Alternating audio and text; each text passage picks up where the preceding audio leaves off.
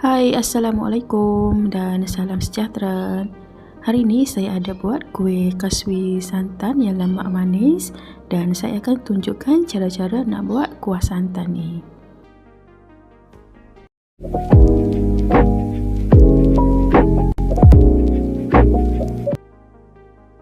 Mula-mula saya akan buat air pandan dulu.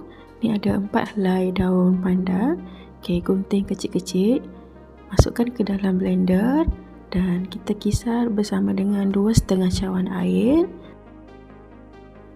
Air pandan tadi ni saya dah sukat sebanyak 2,5 cawan. Untuk bahan kering pula, kita masukkan 1 cawan tepung gandum. Tambahkan lagi setengah cawan tepung ubi kayu. 3/4 cawan gula. Kalau yang sukakan manis, boleh jadikan 1 cawan gula. Setengah sudu kecil garam. Nak naikkan warna hijau ni, boleh tambahkan sedikit pewarna hijau apple. Kacau semua bahan tadi tu sehingga tepung dan juga gula tu larut.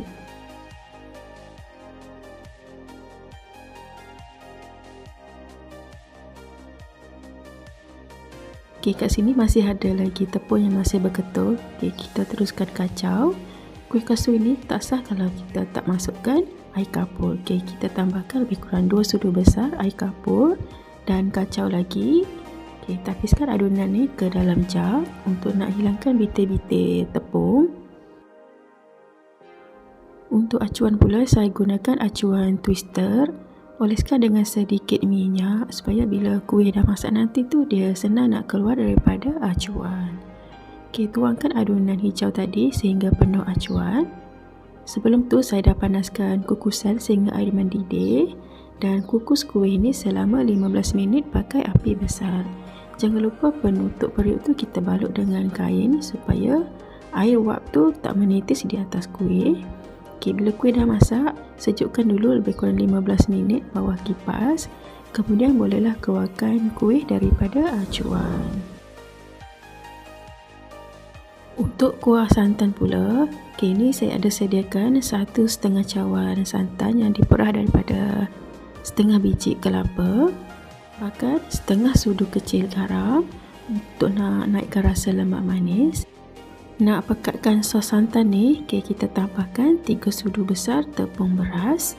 Sebelum masak atas dapur tu, kita kacau dulu supaya tak ada lagi tepung yang masih berketul.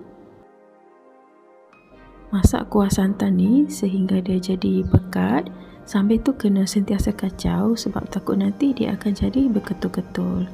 Bila adunan tu dah semakin pekat, meruap dan meletup-letup dan pekat, boleh matikan api dan sejukkan seketika sebelum kita tuang ke atas kuih kaswi.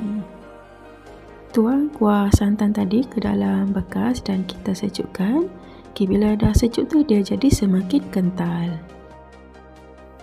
Ambil sedikit daripada kuah santan tadi tu, kita letakkan ke atas kuih kaswi.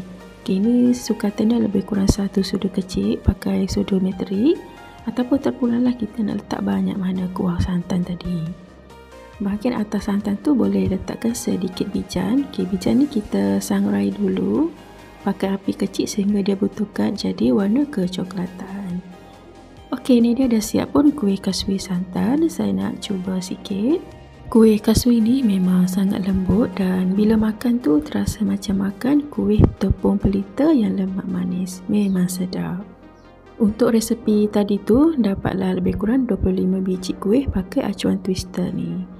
Itu saja perkongsian pada kali ni. Bye.